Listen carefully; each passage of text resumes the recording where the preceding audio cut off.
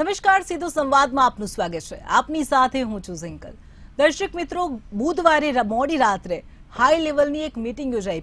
PM આવાસ ખાતે આ મીટિંગ યોજાઈ, જે લગભગ 5 કલાકથી પણ વધુ સમય માટે ચાલી હતી, જેમાં રાષ્ટ્રીય અધ્યક્ષ જેપી નડ્ડા, ગૃહમંત્રી અમિત શાહ સહિત અનેક નેતાઓ હાજર હતા. અને આ મીટિંગને લઈને અનેક અટકળો ચાલી રહી છે અને આ જ અંગે સીધો સંવાદમાં આજે આપણે વાત કરીશું. શીર્ષક છે 2024ની કવાયત.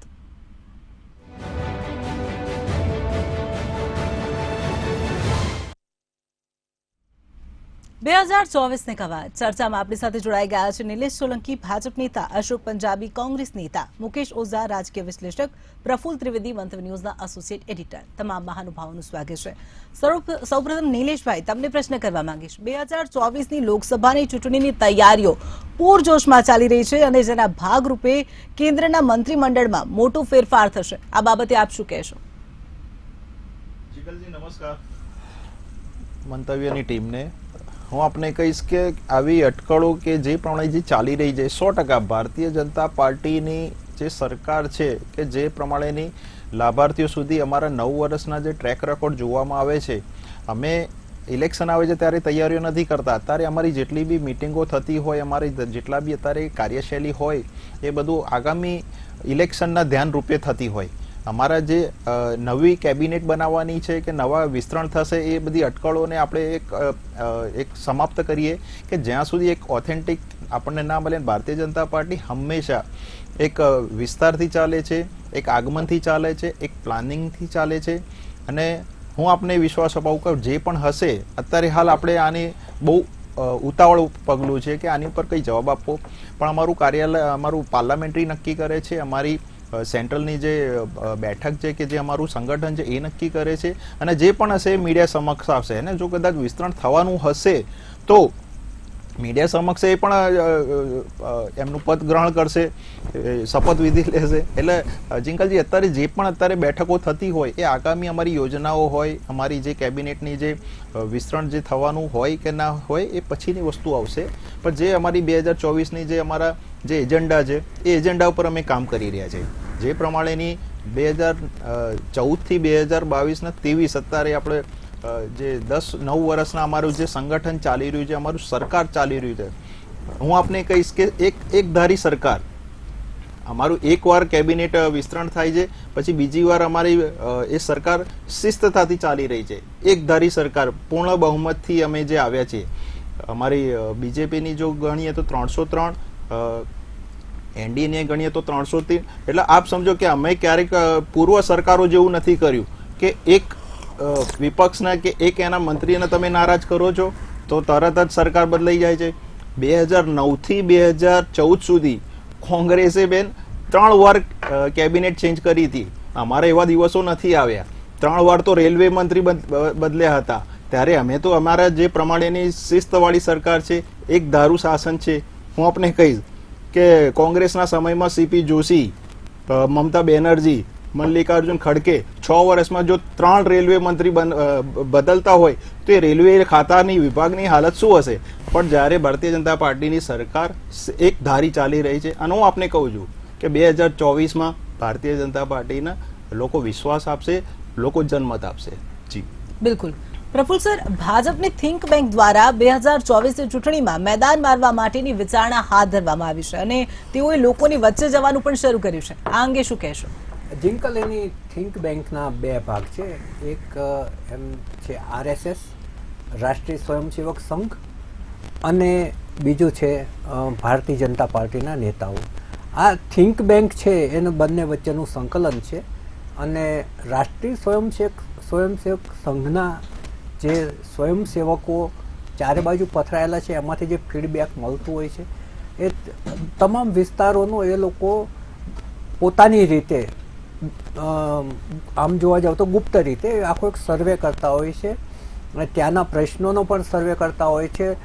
લોકોની ભાવનાને પણ કઈ બાજુ જઈ રહી છે, કયા પ્રશ્નની કેવી અસર થઈ રહી છે, એ બધી જ બાબતોનો એ સર્વે એ લોકો પાસે હોય છે. ને નિલેશભાઈ કહ્યું 24/7 એ લોકો ઇલેક્શન માટે વિચારતા હોય છે. પરંતુ 2024 જેમ જેમ નજીક આવતું જાય છે એમ વિરોધ પક્ષે પણ તૈયારીઓ ચાલુ કરી દીધી છે. એવું નથી કે સત્તા પક્ષે જ તૈયારીઓ શરૂ કરી છે. વિરોધ પક્ષની પણ પટડાની અંદર જે મિટિંગ મળી ગઈ અને તમામ પક્ષો છે એણે એક મંચ ઉપર આવવાનો પ્રયત્ન કર્યો. જો કે કેજરીવાલ એક રિસાઈને જતા રહ્યા, એ બાબતને બાદ કરો તો બાકી એ લોકો એક મંચ ઉપર આવવાનું જે નક્કી કર્યું છે.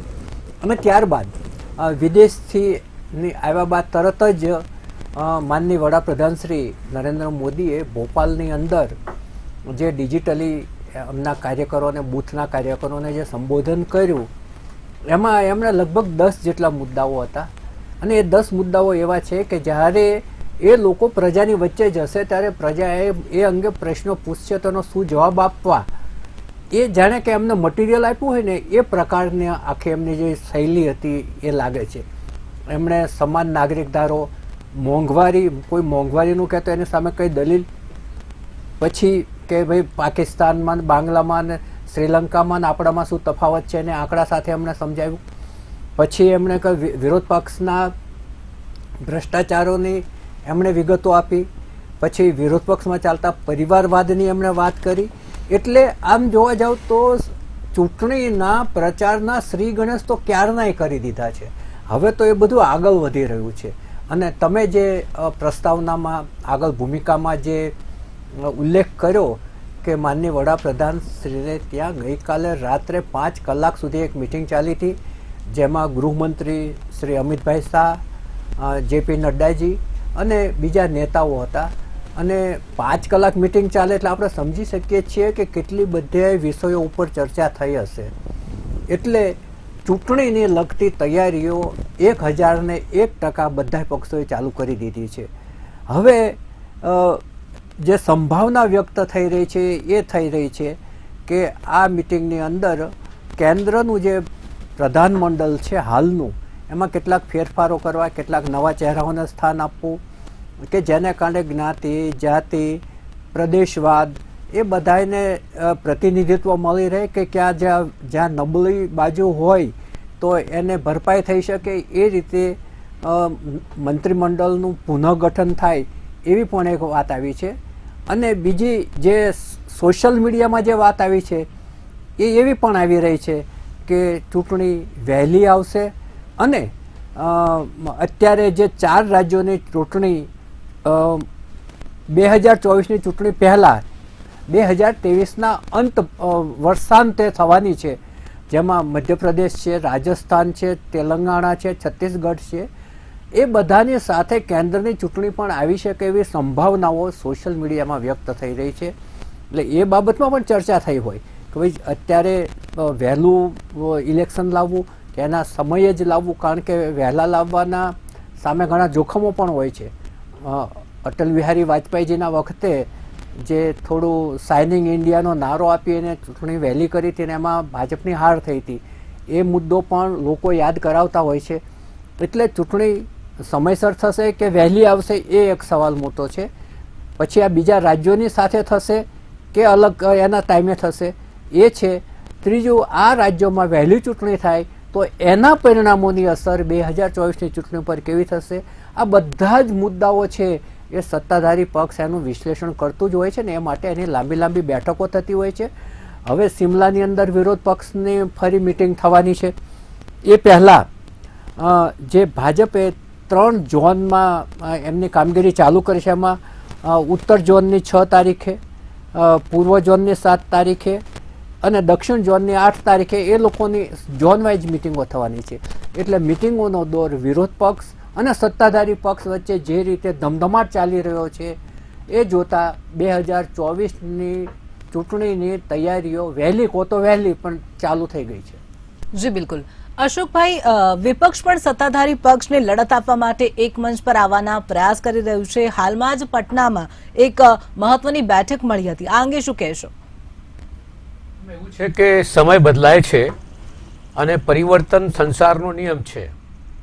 કોંગ્રેસે આ દેશની આઝાદીની લડતમાં અગ્રગામી ભૂમિકા અદા કરીને ભારતનું સંવિધાન, ભારતનું બંધારણ અને એક મોટો પક્ષ તરીકે આ દેશની અંદર ઘણા વર્ષો સુધી પણ આ કોંગ્રેસ પક્ષના શાસનનું પણ અંત આવ્યું અને હવે મોદી સાહેબના શાસનનું અંત પણ નજદીક છે. 5 કલાક શું 10 કલાક મિટિંગ કરી લે અને જેટલા ઝોનમાં ભારતને વેચવું એ વેચી લે હકીકત એ છે કે ભારત દેશની પ્રજા હવે તંગ આવી ગઈ છે અને પરેશાન છે મોંઘવારીથી ને બેરોજગારીથી. એની સાથે સાથે કાયદો અને વ્યવસ્થા આજે બહુ ખરાબ પરિસ્થિતિમાં છે. મણિપુર જેવો એક નાનકડો રાજ જેની અમદાવાદથી પણ ઓછી વસ્તી હોય, સાહેબ સતત 3 મહિનાથી આગ લાગેલી હોય અને તમે મણિપુરને કંટ્રોલ ન કરી શકો, નિયંત્રણ ન કરી શકો. ત્યાંની આર્મી ને ત્યાંને જે આસામ રાઇફલ્સ છે એના ઉપર હુમલો થાય, કેન્દ્રીય મંત્રીનું ઘર બાળી દેવામાં આવે, રાજ્ય સરકારના મંત્રીનું ઘર બાળી દેવામાં આવે, ત્યારે છતાં પણ તમે ત્યાંના મુખ્યમંત્રીને સાચવો. કાયદો અને વ્યવસ્થા પડી ભાંગીને ભૂક્કો થઈ ગઈ છે. આજે મણિપુરમાં કોઈ સલામત નથી. આ નાનકડો રાજ્ય પણ જે છે એ મજબૂત જેને કહેવાય છે 56 ઇંચની છાતી, છતાં આ નાનકડો રાજ પણ જો ન સાંભળી શકતો હોય તો આની અસર આખા દેશની અંદર છે. જ્યાં સુધી વિરોધ પક્ષનો પ્રશ્ન છે, વિરોધ પક્ષની એકતા આપ જાણો છો કે એટલી સરળ હોતી નથી. ઘણી પ્રક્રિયાઓમાંથી એને પસાર થવું પડે છે અને આની પ્રક્રિયા સૌથી પહેલાં 1977માં શરૂ થઈ અને એ પછી આપણે જાણીએ છીએ કે 1979-90માં અને પછી વાજપેયી સાહેબની જે છે એનડીએની સરકાર બની અને એના પછી યુપીએની 2 વાર સરકાર બની, અત્યારે પણ એનડીએની સરકાર છે. એટલે વિરોધ પક્ષો જે છે એ નજીક આવવાના પ્રયત્નો એટલા માટે કરી રહ્યા છે કે ભારતીય જનતા પાર્ટીની જે સરકાર છે કે ભારતીય જનતા પાર્ટીની નીતિ રીતિ છે એનાથી આખા દેશને લોકતંત્ર ભયમાં મુકાયો છે. અને લોકતંત્ર જો ભયમાં હોય એનો મતલબ છે કે આ દેશ આખું ભયમાં છે. એટલે તમામ વિરોધ પક્ષો જે છે આ મૂળ કારણ એક આવી રહ્યા છે. હું ઘણીવાર કહું છું કે વિરોધ પક્ષને કોઈ નીતિશ કે બીજા એક નહીં કરે, પોતે મોદી સાહેબ વિરોધ પક્ષોને એક કરી રહ્યા છે. જે રીતે સીબીઆઈ, જે રીતે ઈડી, જે રીતે જુદી જુદી સંસ્થાઓનો દુરુપયોગ કરીને અને વિરોધ પક્ષોને દબાવી દેવાનું, ભયનું સામ્રાજ્ય ઊભું કરી દે, પોલિટિક્સ ઓફ ફિયર, એક ડરનું રાજકારણ આખા દેશમાં અને પોતાના પક્ષમાં જે ઊભું કરવામાં આવ્યું છે, હવે એનો અંત હવે નજદીક આવી રહ્યો છે. તાજેતરમાં જે ચૂંટણીઓ થઈ, કર્ણાટકનો દાખલો આપણી સમક્ષ છે. કર્ણાટકમાં તો 80 રેલીઓ કરવામાં આવી અને વડાપ્રધાન શ્રી પોતે બંને હાથો ઊંચા કરીને બજરંગબલીની જય પોકારે. આ દેશના સૌથી મોટા વ્યક્તિ, સૌથી મોટા જેને કહેવાય શક્તિશાળી માણસ જે છે એને પણ હનુમાન ભગવાનના શરણે જવું પડે, છતાં પણ હનુ ભગવાનને શરણ નથી આપી. હિમાચલમાં શું થઈ ગયું? અને હવે આપને આજે કહું છું કે જે આવતા દિવસોમાં 5 રાજ્યોની ચૂંટણી છે એમાં નિશ્ચિત રૂપે મધ્યપ્રદેશ, જેમાં શિવરાજનો જે ભ્રષ્ટાચાર છે, 50%ની સરકાર, જેવી રીતે કર્ણાટકમાં 40%ની સરકાર હતી, એવી રીતે મધ્યપ્રદેશમાં 50%ની સરકારના વ્યાપારનો ઘોટાલો, જે વ્યાપારનો ઘોટાલો શિવરાજ સિંહના સમયમાં થયેલો, જેમાં 56 વિદ્યાર્થીઓની હત્યા થઈ છે, આપઘાત કરવામાં આવ્યું છે, એ ધીરે ધીરે ઉજાગર થઈ રહ્યું છે, બહાર આવી રહ્યું છે. એવી રીતે બીજા રાજ્યોની અંદર પણ ભારતીય જનતા પાર્ટીની સ્થિતિ એટલા માટે સારી નથી કારણ કે સૌથી મોટો પ્રજાનો પ્રશ્ન છે એ છે મોંઘવારી, એ છે બેરોજગારી, એ છે કાયદો અને વ્યવસ્થા, ખેડૂતોનો પ્રશ્ન, કામદારોનો પ્રશ્ન અને યુવાનો પ્રશ્ન. એ બાબતમાં મોદી સરકાર 100 નહીં 101% નિષ્ફળ ગઈ છે. માટે પરિવર્તન આવી રહ્યું છે અને પરિવર્તન આવશે. અને જે પ્રફુલ્લભાઈએ વાત કરી કે રાજ્યોની ચૂંટણીને કેન્દ્રની ચૂંટણી સાથે થાય, મને નથી લાગતું કે એવું થશે. કારણ કે જે પરિસ્થિતિ અત્યારે સમગ્ર રાજ્યોમાં છે એની અંદર એન્ટી ઇન્કમ્બન્સી અને એની સાથે સાથે જે પરિસ્થિતિ છે એમાં જો સાથે થાય તો ભારતીય જનતા પાર્ટીને કદાચ નુકસાન થાય. એટલે આ ચૂંટણી પછી કેન્દ્રની ચૂંટણી આવશે અને એમાં હવે મોદી સાહેબનું જાદુ જે છે એ ઓસરી રહ્યું છે. જે ઉપર જાય છે એ નીચે પણ આવે છે, જે આગળ વધે છે એ રોકાઈ પણ જાય છે. હવે જાદુ ઓસરી રહ્યું છે, એમનો ગ્રાફ નીચે આવી રહ્યું છે. અને વિરોધ પક્ષો કોણ બનશે વડાપ્રધાન, કોણ નહીં બનશે, દેટ ઇઝ નોટ ઇમ્પોર્ટન્ટ. આ મહત્વની વસ્તુ છે જ નહીં અને આ મુદ્દો જ નથી.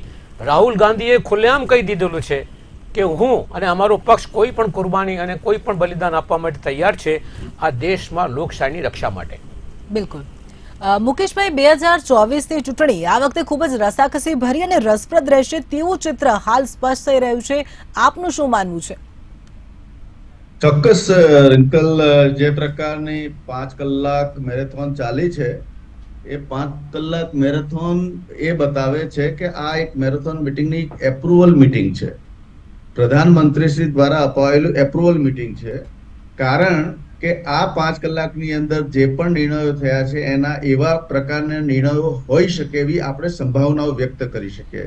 જેમ કે આઈપીએસ આઈએસ અધિકારીઓની બદલી, કયા નેતાના પરફોર્મન્સ પ્રમાણે એને બદલવો કે રાખવો, દરેક રાજ્યોનું પરફોર્મન્સનું સ્ટેટ કાર્ડ, મોંઘવારીનો ઇસ્યુ કેટલો નડી રહ્યો છે એના ઉપર કયા પ્રકારના એપ્રુવલ આપવા જોઈએ, પેટ્રોલના જે ડ્યુટી ઘટી છે, પેટ્રોલના જે વિદેશની પરચેસ છે એ ઘટી છે તો દેશમાં ભાવ ઘટાડવા જોઈએ, ક્યારે ઘટાડવા જોઈએ, ચૂંટણી તારીખને નજીક છે એ પ્રમાણેની એની એપ્રુવલની ચર્ચા હોય. અન્ય પ્રશ્નો છે જે કે સમાન સિવિલ કોડનો પ્રશ્ન છે, એને કયા ધોરણે આપવું, વર્લ્ડ કપ ઓક્ટોબરમાં છે. એટલે આવા જે નિર્ણયો છે અને જે સેમીફાઇનલ રમાવાની છે ડિસેમ્બરની અંદર, તો સેમીફાઇનલની ત્વરિત અસર ફાઇનલમાં દેખાશે. તો સેમીફાઇનલ અને ફાઇનલની વચ્ચે સમગ્ર દેશની અંદર એવા કયા મુદ્દા મૂકી શકાય કે તેનાથી ભારતીય જનતા પાર્ટીની વોટ બેંક મજબૂત બને. એટલે આવા ઘણા બધા વિષયો છે. રામ મંદિરની તારીખ નક્કી કરવી, એનો કેટલો ફાયદો લઈ શકાય. એટલે પ્રધાનમંત્રીના ઘરે જ્યારે મિટિંગ થતી હોય ને, આ કોઈ ભારતીય જનતા પાર્ટીના અધ્યક્ષના ઘરે મિટિંગ નથી કે ભારતીય જનતા પાર્ટીના અધ્યક્ષે બોલાવેલી તમામ લોકોને બોલાવેલા તમામ પક્ષોને કે એ પ્રકારના મુખ્યમંત્રીઓને બોલાવેલી મિટિંગ નથી.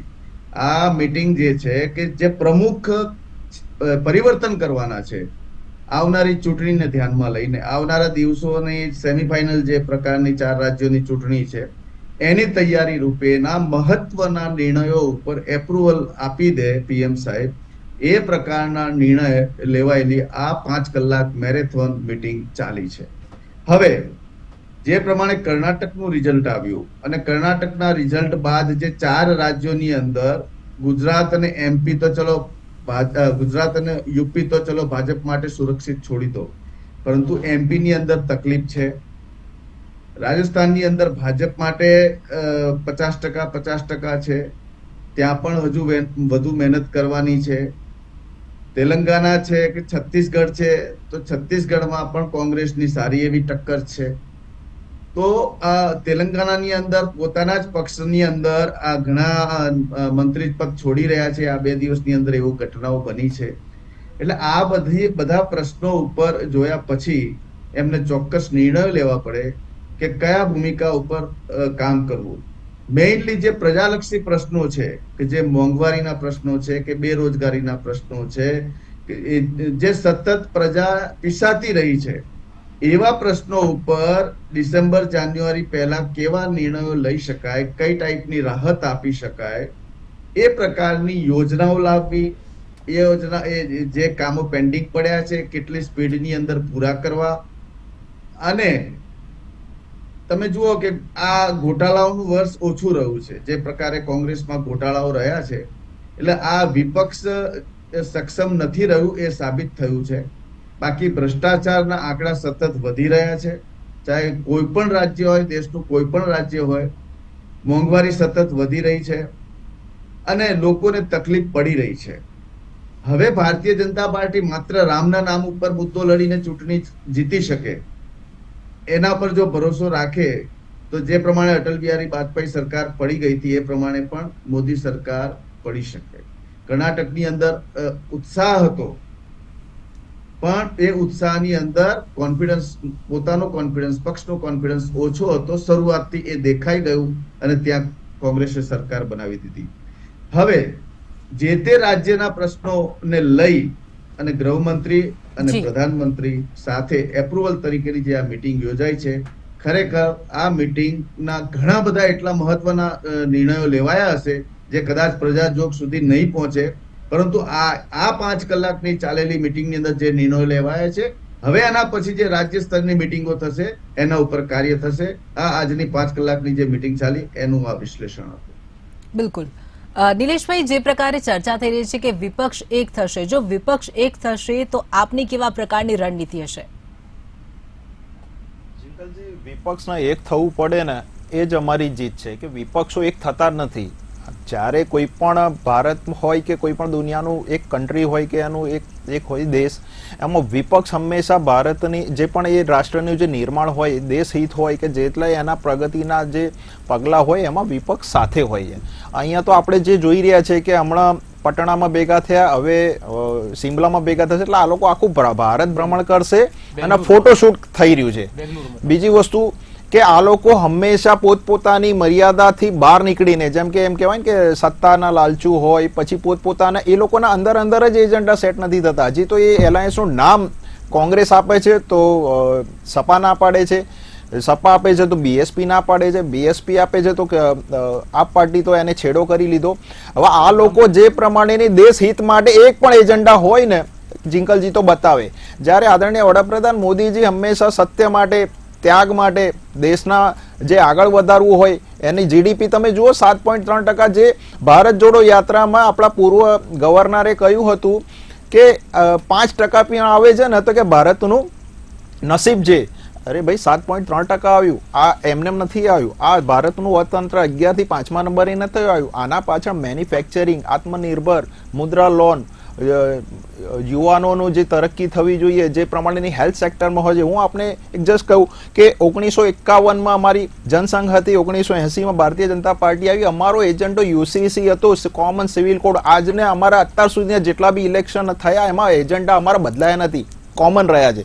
બીજી વસ્તુ આપને કહીશ કે ભારત દેશનું સ્વદેશી સંસદ, જો હમણાં કોંગ્રેસના પ્રવક્તાએ કહ્યું કે અમે મોદીજી થાકી ગયા છે, મોદીજીનો ગ્રાફ ઉતર્યો. અરે ભાઈ, લોકો પગે લાગી રહ્યા છે, ત્યાંના લોકો બોસ કહી રહ્યા છે. ત્યાં સંસદમાં 79 વાર લોકોએ તાળીઓનો ગળગળાટ કર્યો, 15 વાર સ્ટેન્ડિંગ ઓવેશન આપ્યા, યુએસ સાંસદોએ ઓટોગ્રાફ લીધો. તેની સામું આપણા વિપક્ષના નેતા ભારતની બદનામી કરે છે. જ્યાં જાય ત્યાં પેલા મિકેનિકના ફોટા પડાવવા. અરે એમનો એક વિડીયો આવ્યો હતો જિંકલજી, એ વિડીયો કદાચ આપણે હું એની રિયાલિટી અમને બતાવી નહીં શકું પણ કહી શકીશ કે એક ટ્રક ડ્રાઈવર ફોરેનનો હોય છે ને એની જોડે એ વાત કરે છે અને એ આપણા ભારતના ટ્રક ડ્રાઈવરનું અપમાન કરે છે. પછી પાછળથી ખબર પડે છે કે એ ટ્રક ડ્રાઈવર કોઈ વધારે નહીં, એ કોંગ્રેસનો કાર્યકર્તા નેતા નીકળ્યો. તો આ લોકોને આવા પ્રોપેગેન્ડા બહાર આવી રહ્યા છે. જ્યારે આદરણીય વડાપ્રધાન મોદીજી હંમેશા આપ જુઓ કે કોરોના જેવી મહામારીમાંથી આખા દેશના બહાર લાવ્યા, સેન્ટ્રલ વિસ્તા કોરિડોર બનાવ્યો, મહાકાલ કોરિડોર બનાવ્યો, કાશી કોરિડોર બનાવ્યો, ડિજિટલ ઇન્ડિયામાં આપણે બહુ જ આગળ નીકળી ગયા છે. યુપીઆઈ ટ્રાન્ઝેક્શન 1,41,000 કરોડથી પણ પાર કરી રહ્યા છીએ. 170 દેશોમાં આપણે એપ્રોચ કરી રહ્યા છે. જો કદાચ ભવિષ્યના દિવસોમાં ડોલર ડગમગશે તો આપણો રૂપિયા આપણે એ ટ્રાન્ઝેક્શનમાં આપણે લાવી શકીશું ને એનાથી કદાચ ભારતનો રૂપિયો મજબૂત થશે. બીજી વસ્તુ આપણે કહીશ કે જ્યારે એફડીઆઈમાં 2014માં $35 બિલિયન હતું, આજે 2023માં $71 બિલિયન થઈ ગયું છે. એટલે આ બધી પ્રગતિ કોંગ્રેસને નહીં દેખાય કારણ કે આ લોકો પરિવારવાદથી તો બહાર આવી રહ્યા નથી. જે રીતે એમને કહ્યું કે મધ્યપ્રદેશમાં જે સિંધિયા પરિવારે રાજશાહી કહેવાય કે જેને દેશ માટે બલિદાનો આપ્યા છે, એ લોકોએ આમની અવગણના કરી. એ વ્યક્તિને કામ કરવાની જગ્યા નથી મળતી. આજે જુઓ તમે કેવી રીતે કામ કરી રહ્યા છે. રાજસ્થાનનું હું આપને ઉદાહરણ આપું કે બંને ફાટા પડી રહ્યા છે. પેલા સચિન પાયલોટજી એમની જ સરકાર સામે અનશન કરે છે. બેન, આવું ભારતમાં ક્યાંય જોવા મળે આપણને સિવાય કોંગ્રેસ. જ્યારે આદરણીય વડાપ્રધાન મોદીજી જે પ્રમાણેનું પ્રાણ લઈ રહ્યા છે કે એક છેવાડાના ભારતના માનવી સુધી યોજનાઓ પહોંચે, હેલ્થ સારું પહોંચે, એજ્યુકેશન સારું પહોંચે, લોકોના ઘરનું ઘર મળે, નલ સે જલ મળે. આ ભારત દેશમાં જ બની શકે છે અને આદરણીય વડાપ્રધાન મોદીજી. બિલકુલ અશોકભાઈ, જ્યારે વિપક્ષની એકતાની વાત ચાલી રહી હતી અને આ દરમિયાન કેજરીવાલ રિસાઈને ચાલ્યા ગયા અને બીજા જ દિવસે ભારતીય જનતા પાર્ટીના કોઈ મુદ્દા પર તેઓ ટેકો કરતા નજરે પડ્યા. આ અંગે શું કહેશો? રાજકારણની વિવિધ પ્રક્રિયાઓનો એક ભાગ છે. હું ભારતીય જનતા પાર્ટીના મિત્રને સાંભળ્યો હતો અને અમેરિકાની યાત્રાની વાત કરી. બોસ કહે છે, બોસ કહે છે, ખુશ થઈ જાય છે. અરે અમેરિકામાં મોદી સાહેબનો જે વિરોધ થયું છે એ ભારતના મીડિયાએ બતાવ્યું નથી. ત્યાં ન્યુયોર્કના ને વોશિંગ્ટનમાં લોકો પોસ્ટરો લઈ લઈને ત્યાં બહાર નીકળ્યા હતા. તમે સમજો, વચન નતો બોલ્યો, તમારી વચન નતો બોલ્યો, નાગરિક તરીકે પંજાબી તમારે વચ્ચે નથી બોલ્યો. મારી વાત સાંભળો, તમે વચ્ચે નહીં બોલો. હું નતો બોલો, બોલવા માંગતો હતો. તમે વચ્ચે નહીં બોલો. તમે જરા ડેકોરમ જરા બરાબર તમે સાંભળો. એટલા માટે નથી વચ્ચે ભારતના નાગરિક તરીકે હું નથી બોલ્યો. હું પણ નાગરિક છું યાર. તમે એકલા નાગરિક નથી, લાખો નાગરિક છે. આ દેશમાં નાગરિક અમેરિકામાં નાગરિકની વાત ભાજપ કરો છો. કોંગ્રેસ બેન કઈ રીતે નાગરિકની આવે? પરિભાષા તમને મને આવડતી કહો નથી, તમે. નાગરિક કોને કઈ રીતે કહેવા છો? તમે કોંગ્રેસ મોદી ભાજપ સાહેબની કરી પૂજા શકો? કરતા સિવાય તમે શું અરે ઓળખો છો? મોદી સાહેબ ગરીબોમાંથી મોદી સાહેબની પૂજા કરે છે તમે. પરિવારમાં નથી શું આવ્યા. ગરીબોની હાલત છે? પ્રાઇમ મિનિસ્ટર ગરીબો ભૂખા મરી રહ્યા છે, ખેડૂતો મરી રહ્યા છે, કામદારો મરી રહ્યા છે, લોકો બેરોજગારી મરી રહ્યા છે. મોદી સાહેબ સિવાય બીજું આવે છે તમને શું? જી મારો જી, મુદ્દો આટલો હતો. નિલેશભાઈ, મારો મુદ્દો આટલો હતો. નિલેશભાઈ, તમે બોલવા દેતા નથી. નિલેશભાઈ, અશોકભાઈ. પોપટની જેમ બોલવાનું તમારે નિલેશભાઈ, દરેક મારી વાત છે નિલેશભાઈ, એટલી હતી અશોકભાઈ, એ અમેરિકાની જે વાત માંગીશ. કરી તો અમેરિકામાં એક પત્રકારે જી, જ્યારે જી, સવાલ અશોકભાઈ. પૂછ્યું મોદી સાહેબને જી. ત્યારે જી, અહીંયાથી અશોકભાઈ, અમુક સમય લોકોએ ટોલ મર્યાદા કર્યો છે. ને ત્યાં અમેરિકાને વ્હાઇટ હાઉસે નિવેદન આપવી પડ્યું. જી જી જી વ્હાઇટ હાઉસ વ્હાઇટ હાઉસે નિવેદન આપવું પડ્યું કે આ દેશમાં શું થઈ રહ્યું છે. એટલે તમે ફરી તમે વચ્ચે બોલો છો અને તમે આંકડો આપીને આંકડાબાજી કરીને તમે એમ કહી દો કે સારું શાસન તમારું છે. આજે ડોલર સામે રૂપિયા ક્યાં છે? વર્ષમાં કામ કરે ડોલર સામે રૂપિયા ક્યાં છે? અશોકભાઈ, નિલેશભાઈ, અરે દેશને ઊભું કર્યું છે, તમને મોટા કર્યા છે, મોદી સાહેબને મુખ્યમંત્રી બન્યા. આ કોંગ્રેસનું પ્રતાપ છે. આ બંનેને અટકાવવા માંગીશ, સમયનો અભાવ છે, આ બંનેને અટકાવવા માંગીશ. નિલેશભાઈ, અશોકભાઈ, મુકેશભાઈ, પ્રફુલ્લ સર, તમામ મહાનુભાવો અમારી સાથે જોડાયા, આ મુદ્દે ચર્ચા કરી તે બદલ જી. તો અહીંયા રોકાઈશું સીધો સંવાદમાં નાનકડા વિરામ માટે.